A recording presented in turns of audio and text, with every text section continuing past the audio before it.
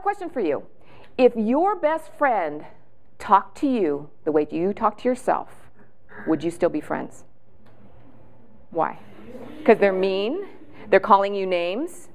So why would we do this to ourselves? So I have a new rule for you, starting today, right now. It's super simple. It's called no name calling.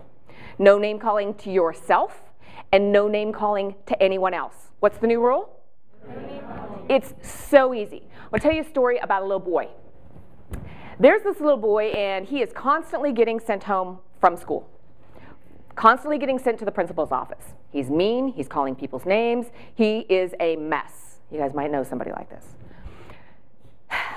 One day, he comes home from school, he gets off the bus, he's got his backpack on, he marches in the house, kind of, gets in the house, and all of a sudden his dad is standing in the kitchen. And he's freaking out, like, what? And his dad happens to be standing there with a hammer and with the nails. And he says, son, put down your backpack, I need you to do me a favor.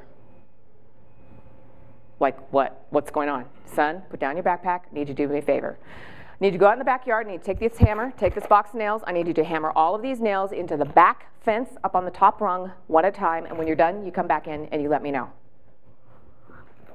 What? Why?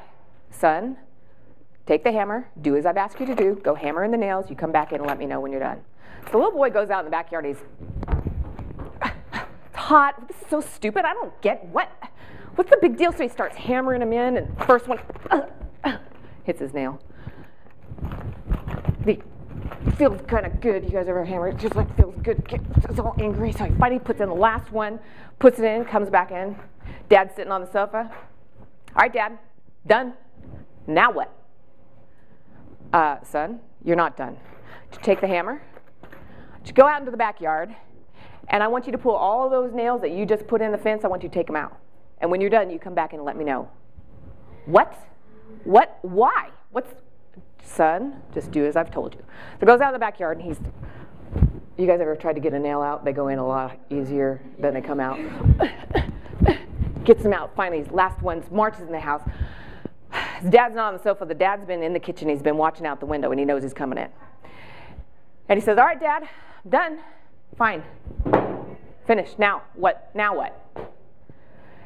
Dad says, puts his hand on his shoulder and says, son, come on, I want to show you something. Come with me in the backyard. So they walk out into the backyard, and they're standing in front of the fence. And the father says, son, now tell me what you see. What do you see? A bunch of holes. And he said, son, your words, just like those nails, are strong, powerful, and can be dangerous. Your words can be used for good or bad. Your words, just like those nails, can help you build something amazing. They can help you hold things together, or they can leave nothing but scars and damage behind. So you can pull out the nail, but the hole that it leaves is going to be there forever. So we have to make sure that we utilize the rule. No name calling. No name calling to ourselves, and no name calling to anybody else. And as leaders, we have to really remember to use our words for good, to help build people up, not tear them down. Now, I will tell you, I was recently hired to go out and talk in Taft, California, and there was a bullying situation at their school in January. Kid got shot. And so they've had you guys might have experienced, the school got lots of counseling, lots of things going on. I gave this talk to a group of sophomores, and a girl wrote me a note, and she said, we have been so focused on not using our words to harm other people, but when you said no name calling to ourselves, she didn't realize how much she had been internally bullying herself. And she was just sharing with me that this was so profound for her, that she now feels like she's going to be kinder to herself, and she's going to be able to help other people from a different perspective than what everybody else has been focusing on. Does that make sense? So what's the rule? Pretty simple. Not to yourself.